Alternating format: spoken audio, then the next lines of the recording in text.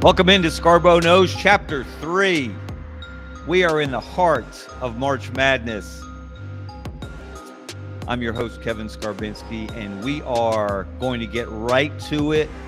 We are pleased to be joined today by the athletics director of one of the best all-around athletic departments in the country, now enjoying another deep run into March Madness with the men's basketball team, and just suffered some serious heartbreak yesterday with the women's basketball team. Let's say hello to Gerg Byrne, the AD at Alabama. Greg, how are you today? I'm doing good, Kevin. Good to see you. Thank you for joining us. We've got to first of all talk about that incredible game between Alabama and Maryland in the women's tournament yesterday in the second round. The performance of Sarah Ashley Barker, tied for fourth most points in an NCAA tournament game with 45.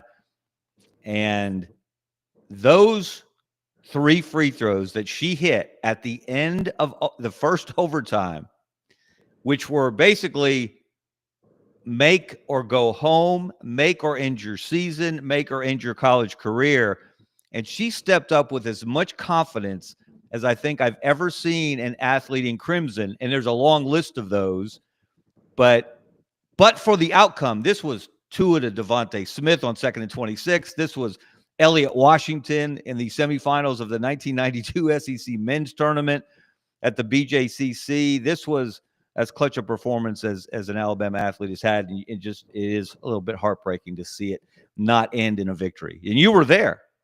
I was, yeah. I was fortunate to go to our game in Cleveland against St. Mary's for the men's team on Sunday evening, and then I went over to Maryland and was at the game last night, and it was an incredible game. It's probably the best basketball game in the tournament so far, men or women, and obviously we had a lead that we couldn't hold on to, unfortunately, but Sarah Ashley when she went to the line, I'm like, there was obviously huge. We're playing at Maryland against them, and it's loud, it's intimidating, and she knocked them down, and it wasn't, one didn't even bounce in. I mean, it was all just nothing but net, and I thought about it immediately. Obviously, I haven't been at Alabama my entire life, have paid attention to it as long as I can remember, but in all my years, whether my career or my dad's career, I 2 and 26 is a good one. That's one, but even that one, you would have had another play on the next one as long as you didn't have a turnover, right? Yes. And it was remarkable, and that's who she is. And want to give Coach Curry a lot of credit. She took over a tough situation here and has had us knocking on the door of the Sweet 16, and with Sarah Ashley's connection to our university and being an Alabama kid. I mean, that's just really cool to see that. But Aaliyah and Zay and other Essence, they all got in foul trouble, and so at the end it was her, and those were our other top scorers too. And so, but I was proud of the team and the resiliency they showed, and I think I heard from a ton of people that I don't normally hear from when I'm at a women's basketball game, who were watching it, engaged with it, and it was something that I think that Alabama fans everywhere were certainly engaged with and trying to do their part and cheer us on to victory. But it was a heck of a game. Take us behind the scenes a bit, because you have the good fortune as an athletics director of getting to know the athletes, the coaches, the staff members as people, away from the court, away from television cameras. What's it like in those moments after a game like that? As I said, everyone is brokenhearted. They know they left it all out there. They were part of an incredible game, but it's over now. And Sarah Ashley got the most emotional in the post-game press conference when she talked about not being able to play with her sisters anymore. What was that like for you in those moments? How do you attempt to console a coach and some of your athletes? I think the best thing you can do is just be there. One thing as fans, we're all excited after the wins, right? You got to make sure you're there after the losses too, and especially a tough one, tough one like yesterday.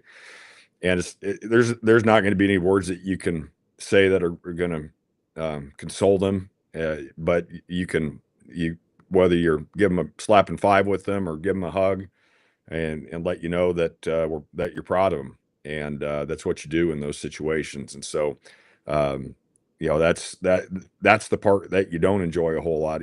We all love being in that winning locker room. It's one of the just special places that you can ever be. But as the AD, you got to make sure that you're there after those losses too. One of my favorite sayings, we're with you win or tie, and the tie is questionable. So I think that's often the thought process. So you want to make sure you're there for a win, a tie, or those days you lose too. You're fortunate to have two very good basketball coaches at the University of Alabama. Nate Oates again on another run. Let's look at some of a partial list of his accomplishments since he's been at Alabama. You hired him in March of 2019. He's in his 6th season. Brendan, if we can put that graphic on the screen and just look at a few of the things. I know this is his 3rd straight Sweet 16. That is 2nd in the country behind Houston, which is in its 6th straight under Kelvin Sampson. But look at this list, Greg. I don't even know where to start. He's at the top or very close to the top or tied at the top in any number of categories in the SEC right now, in program history. And Alabama has had a rich history in basketball that not a lot of people, or maybe not enough people, I should say it that way, aren't aware of. Right. Going back to the Rocket 8 and Johnny D in the 50s, and then C.M. Newton and Wimp Sanderson and Mark Gottfried, et cetera, et cetera, et cetera. Did you envision when you hired Nate Oates this kind of success? Well, I wish I could say I was a prophet and knew that would be those things were happening, or these things would happen. But when you hire a coach, what you try to do is you try to make the best decision you can, usually in a very tight time frame, right? I had never met Nate Oates, never talked to him before I met him. He and his family. I had Jeff Puritan with me, who's now the AD at Arkansas State. Um, we flew up to Buffalo. He was I think the 4th coach we had interviewed in about 36 hours, if even that long. And basically within 2 or 3 hours of being with him at his house, I was like, I think this guy's different. And one of the things you always challenge your athletes with, you challenge your department with, is how you separate yourself from your competition. And I felt what Nate was doing from a basketball standpoint was ahead of the curve and would separate us in ways that because of what his entire philosophy is based on. And it really starts with his defense. It's not, we struggled at times defensively. We struggled at times a lot last year when we went to the Final Four until the tournament defensively. But we've had plenty of games here where our offense has not clicked in the way we want it to, but our defense has allowed us to win the game. And the defense sets up the offense. And I thought he thought about it in a way that most coaches hadn't, and would allow us to do something that not everybody else was doing. Did I know it was going to lead to all this? I'd be lying to you if I said, oh yeah, I guarantee you that was going to happen. But I thought it gave us a chance to do something that was unique and different. I'll always remember from a football perspective, I was hiring a football coach at Mississippi State. I was only 36 years old. And at the time, the only school in the Southeastern Conference that was running the read option or spread offense was Florida. And so I spent a lot of time trying to study that and realizing that at Mississippi State, we probably weren't going to just line up, with fullback and a tailback and 2 tight ends and run it right over the top of the defensive lines in the SEC. And we went and hired Dan Mullen, and that was Urban's offensive coordinator at Florida. And Dan did a really nice job there. And so that's one of the things you don't want to reinvent the wheel necessarily, because I don't think that doesn't need to be the go-to. But if you can find something that is unique at this time and where the sport is, to say, okay, what can we do different? to separate us, and you find somebody that fits there with that. And I thought Nate would fit here at Alabama, even though he's an upper Midwest guy, right? And didn't know a whole lot about sweet tea and grits. And I told him, I said, you gotta make sure you have somebody on your staff that does understand sweet tea and grits and has the relationships. And so we kept Petway, and Petway did a great job in bridging that gap for him. And now he obviously, as time's gone on, he has the relationships now, and he has the ability to reach out. So I thought he'd be different. And I always remember Jeff and I are sitting in a hotel room in Niagara Falls. I think we were on the United States side of the border, and it was miserably cold, and the wind was howling. And Dr. Bell had signed off on hiring Nate. He had never met him. He was just trusting what I had to say. And then Ron Gray was the chair of our pro tem of our board.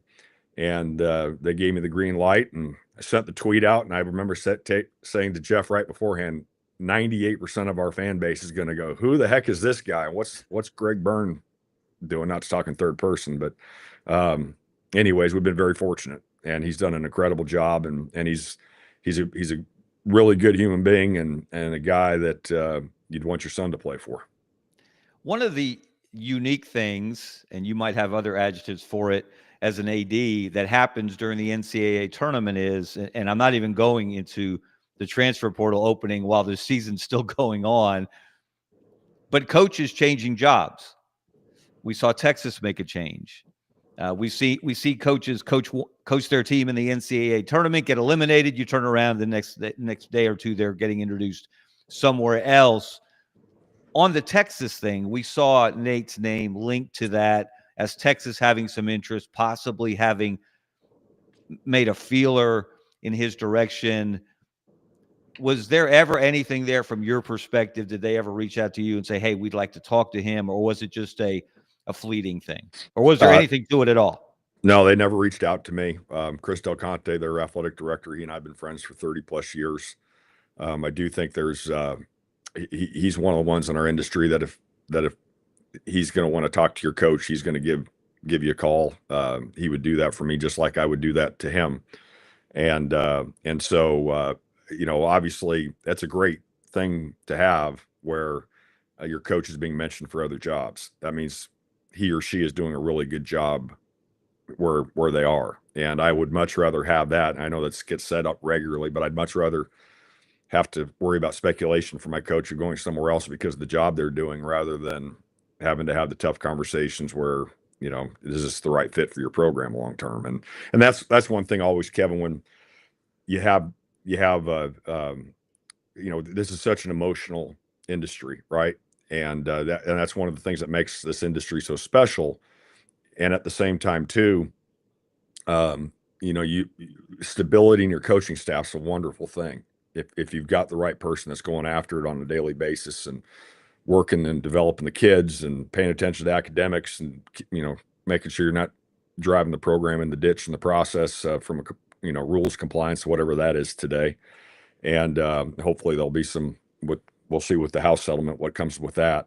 But you only ever change coaches if you think it's the right thing for the long-term health of the program. That's it, period. And that can be different things. That can obviously be performance, but that could be off the field or courts, continuous issues, things like that. But it's something to where you need to take that very seriously, because it's people's livelihoods, it's their families, it's their careers. And I want to be a place to where there's high expectations, and that we're going to hold you accountable to high expectations. And at the same time too, if you feel like this coach has the ability to, if they're in a bit of a valley at one point, that they have the ability to get themselves out of the valley and the program of the valley, then you show patience during that time too. It only gets tougher in the SEC. Texas adding Sean Miller as their head coach.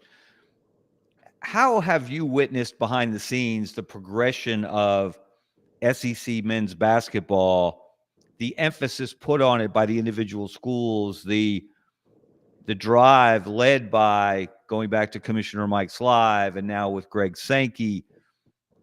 Did you sense this coming through the years, or 7 teams in the Sweet 16? That's never been done before. by a single conference. The ACC had the old record of 6 back in 2016. It really is extraordinary. 14 teams in the tournament, obviously a new record. And now we see the half of those in the second weekend. What was going on behind the scenes, particularly led by the SEC office here in Birmingham, that helped lead us to this point? I don't like when people say, if you want me to be honest, because when you say that, you say, well, are you not being honest all the other times that you're talking? Good point. but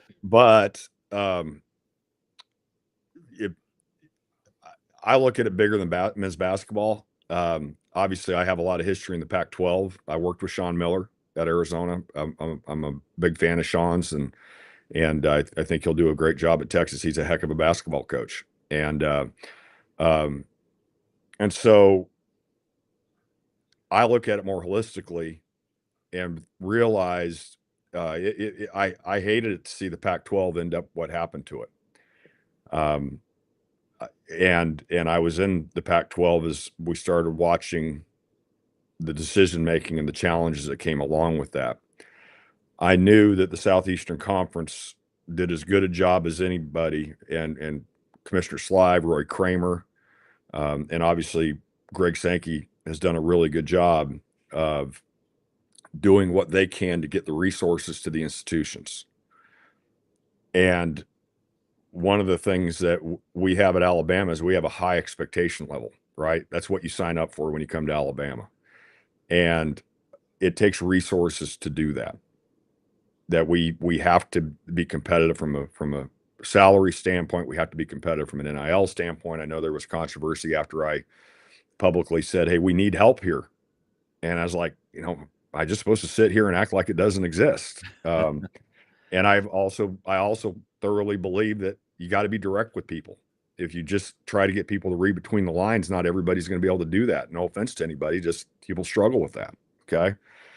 So back to your question, I really saw the SEC, especially for a lot of sports that maybe historically have had some success, but maybe not as well as it could be, as the Pac-12 started having its challenges and wasn't able to invest in a student athlete the same way that we can here at Alabama.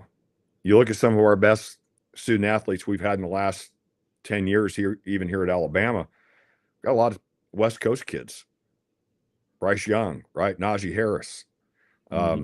We've had kids in a lot of different sports here, and it goes beyond football, who are attracted because of how we support the kids academically, how we support them nutrition, strength and conditioning, mental health, travel, all these things so much better than what we're able to get other places. And if you're was there a come to Jesus moment? We've heard stories about Mike Slive meeting with the ADs 2014-ish in that area where he said, look, guys, we just have to do better. And it went into scheduling, non-conference scheduling, and subjects like that. There was some of those things, but I look at more as I still think Kevin was more of a holistic approach to the way we support our kids and the impact that makes, and look at the success we're having in so many different sports that maybe we hadn't had at that level before, other than in a school or two. And so, and men's basketball was part of it, and Commissioner Slive, and he brought in Mike Tranghese, the old commissioner of the Big East, who's a strong basketball guy, to help in it, and Greg did too. And so that was really helpful. And then I think because we've had resources that not every league has had at the same level, we've been able to hire some really good coaches at our schools and lead an elite coach. There aren't a lot of them walking around. And so that's why you've seen us be aggressive with Nate, right? And keep him, we were paying him like a Final Four coach before he went to his first Final Four.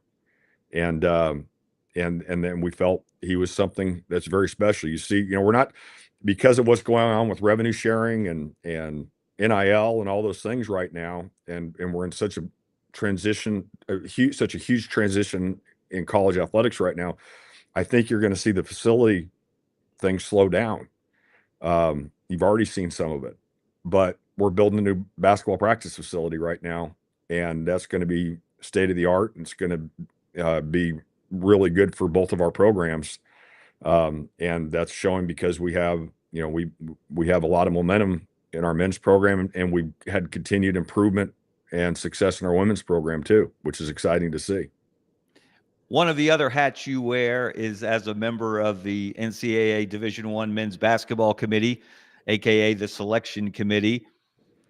You get accused, as do all members of the committee, with of a lot of things people would call conspiracy theories and how the bracket is set up.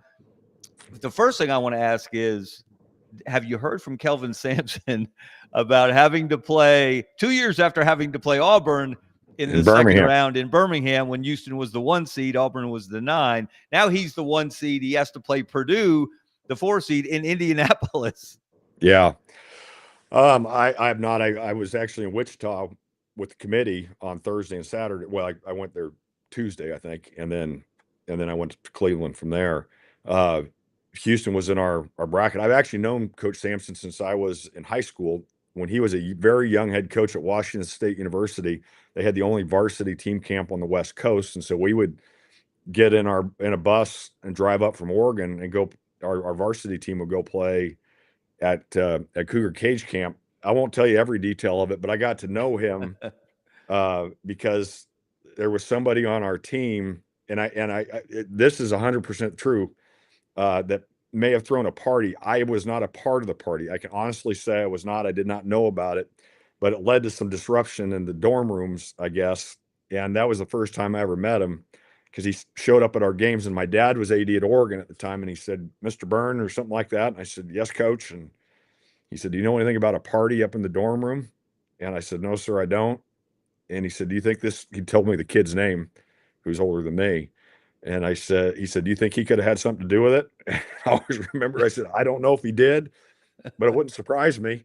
And that was the first time I ever met Kelvin Sampson. And we actually relived that story this week in Wichita. He didn't say anything about his location. I think he's like a lot of coaches, stay focused on what you can control the controllable. And I didn't hear from him when Auburn played Houston and Birmingham, and he didn't say anything about this. Being on the basketball committee has been a tremendous honor, and I know there's controversy every year with it.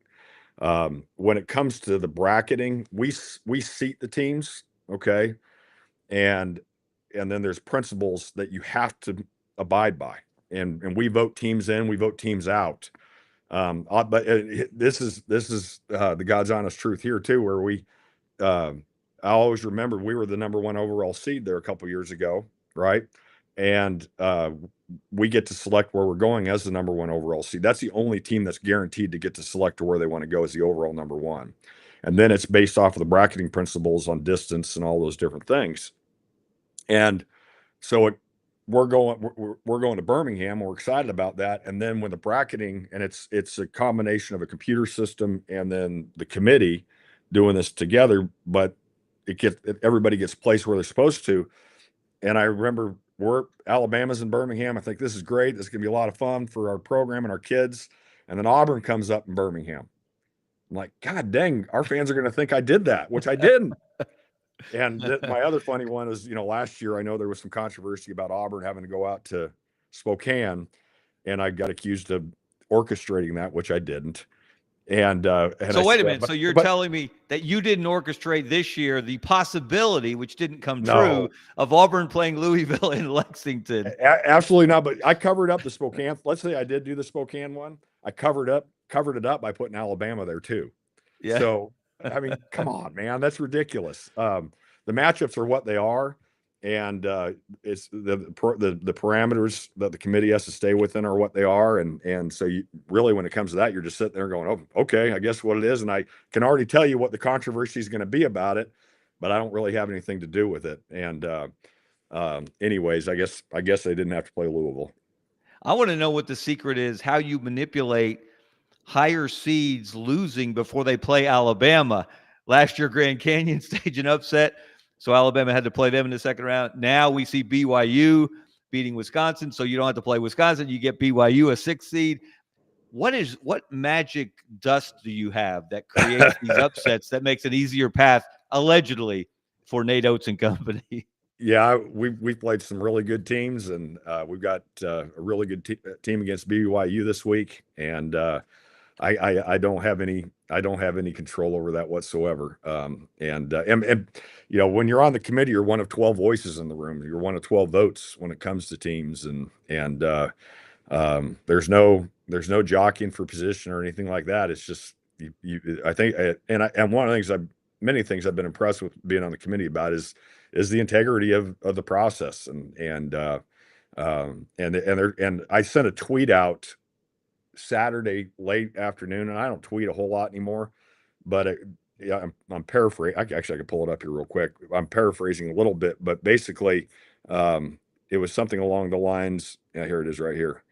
Saturday morning in the committee room, a lot of debate about final at-large teams that will be selected. Each one has their strengths and each has their warts. First four out will have strong opinions about not receiving a bid. And I said, always the case, understandably. And when you're right on that edge, you're sitting there going over all the analytics. You're looking head to heads. You're looking at, and people look and say, well, they're playing so well in these last 5 games.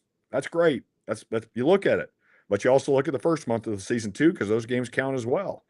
And one of the things that somebody said a few years ago when I was first on the committee is the team that you're voting to bring into the tournament. Okay. And that's a big responsibility, because that may be those kids' only chance to ever be in there. You have to vote on the team that will be there.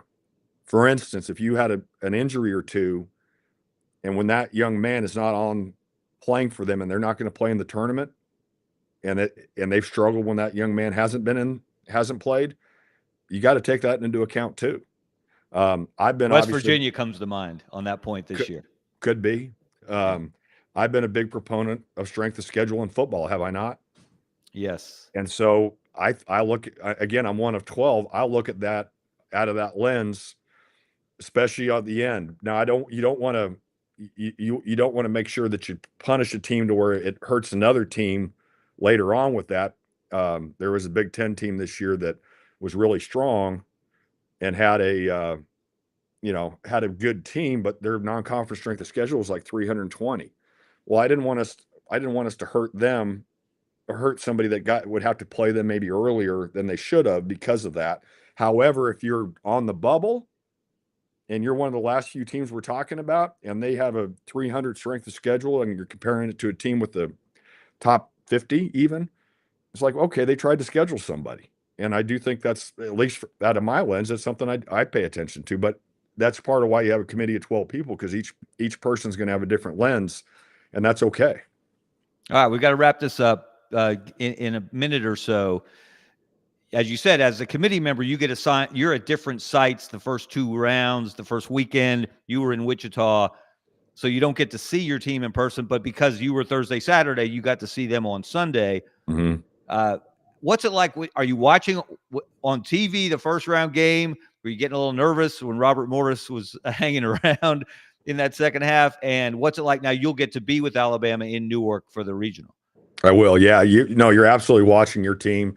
Sometimes you have games going on at the same time. We did not in Wichita, so I was able to be they always carve a little space out for the committee, because you're there all day at the arena.